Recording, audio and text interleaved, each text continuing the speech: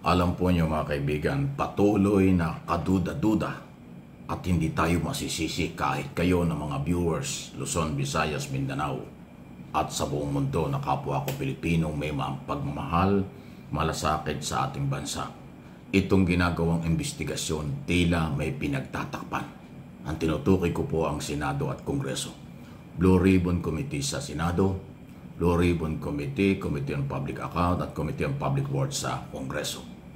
Kasi until now, ayaw po nila talagang isa lang ang mga congressman at politikong iba pa na posibleng may kinalaman sa graft in corruption.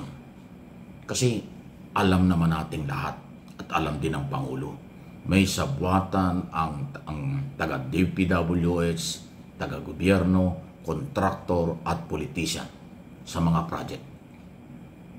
Ay bakit ngayon ang laging sinasalang lang nila ay taga-DPWH at saka mga kontraktor? Samantalang ito po kasi ang totoo. Ang ibang district engineer kaya nalagay dyan sa recommendation ng mga politiko. Kaya ina-aprobahan bata-bata system. Kaya lumakas ang loob ng mga district engineer dahil hawak ng politiko. Hindi ko nila lahat. Pangalawa, ang mga kontraktor kaya din malakas ang loob, madikit sa district engineer, madikit sa politiko dahil itong kontraktor ang nagbibigay ng donasyon tuwing mag-ieleksyon sa mga kandidato. So napakalinaw po ng sabwatan.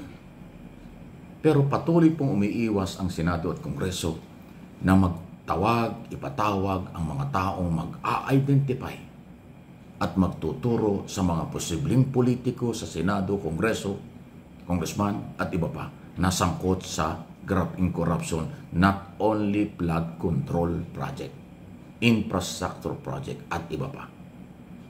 Lagi nilang inililihis. Lalo na si Congressman Ridon, yung chairman ng Committee on Public Account, inililihis nila na magkaiba daw yung issue ng insertion kaysa sa dun sa anomalya ng flood control project or yung ghost project. Paano ang pagkakaiba nun? Walang pagkakaiba doon dahil ang nagpatupad noon ay contractor at district engineer. Hindi ko nila lahat. Posible yung mga insertion ng executive department, insertion ng mga politiko ay nagamit dun sa ghost project. O yung lehitimong proyekto, sabi nga ng Pangulo, may kontrata, binayaran pero walang project. Iisa yan Yung contractor nag-donate sa politiko, nakakuha ng kontrata. Yung district engineer ay tauhan ng politiko at kumikita rin sa komisyon sa kontrata na nakukuha sa pamahalaan. So anong pagkakaiba ng insertion at saka ng ghost project? Pinaghihiwalay daw, hindi daw dapat. Iba daw ang dapat mag-imbestiga sa insertion. Yung ganong klase ang kaisipan nitong mga congressman na ito. Yung mga senador ganon din. Sa Senado, malapit ng mabuko kung sino Halos pangalanan ni Ping Lacson. Pero dahil walang tiwala si Ping Lacson sa Blue Ribbon Committee, hindi nga siya nag-attend yata doon sa hearing. Kasi tingin niya ay mukhang pinagtatakpan ng kaalyado. Kasi mula sa Senate President, dapat imbestigahan.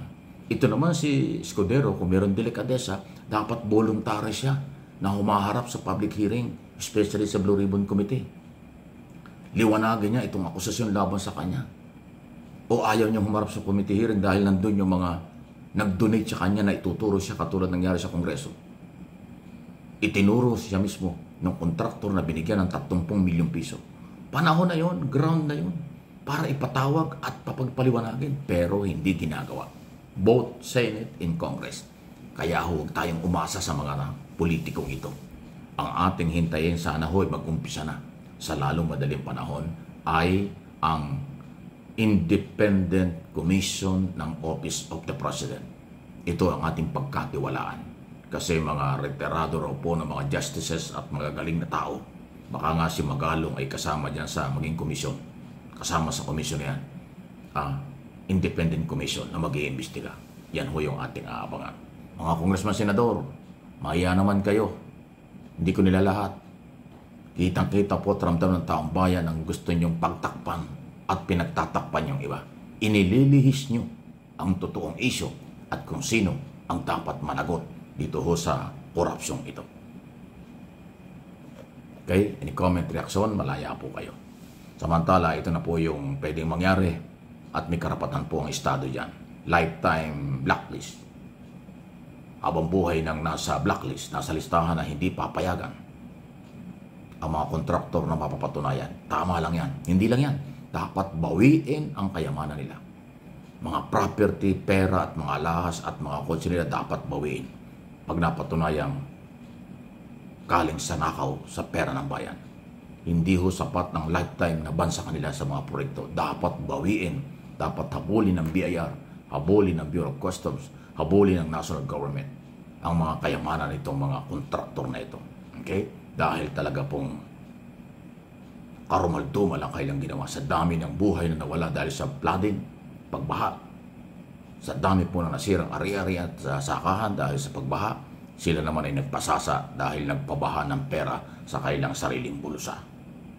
Ito naman ang isang magandang balita. Latest report po ito. 28 luxury car na recover na po. Yung iba sinurrender ng may-ari dito po sa Bureau of Customs. Ayon kay Commissioner Ariel Nepomuceno ng Customs, dati 12 lang ang unang raid nila doon sa mga property ni Diskaya. In the host, binarningan nila at ibinolunteer. Kaya lang ho, kulang pa rin. 28 pa lang po. 28 unit ang kontrolado, binabantayan, hindi pwedeng galawin ng di umani may-ari nito. Dapat kumpiskahin, i-auction, o kaya durugin, wasakin, para hindi pa kinabangan ng kung sino. Kasi pagka ini-auction yan, sila rin makakabili niyan eh.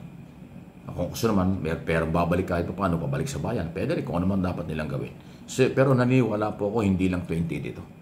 Dahil ang unang pumutok dyan, actually mayroon ng initial report ang BIR galing sa LTO. 40 unit ang nakarehistro. 40 unit ang merong posibleng dokumento na inaalam pa. Pero ang unang balita dyan, 100 yan eh. So, ang dami nawawala.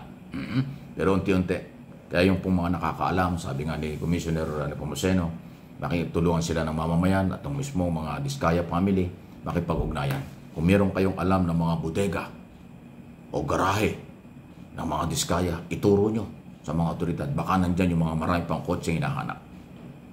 Okay? Hindi lang ho dun sa Pasig. Baka may mga iba pang lugar. Madali po kasing itago ang kotse. Dami ng bakanting lote, dami ng bakanting lugar na pwedeng pagtaguan nila. At kung kayo po ay kapitbahay o nakita nyo, napadaan kayo dyan, nakaduda-duda, bakit napakarami mga mamahaling kotse, isumbong nyo sa mga kinaukulan. Sa Highway Patrol, PNP, sa Bureau of Customs, BIR, baka yan ang hinahanap nila. Makakatulong po kayo ng malaki yan. Please like and share sa ating mga video. Mike Abi Opinions at MA Pinoy TV.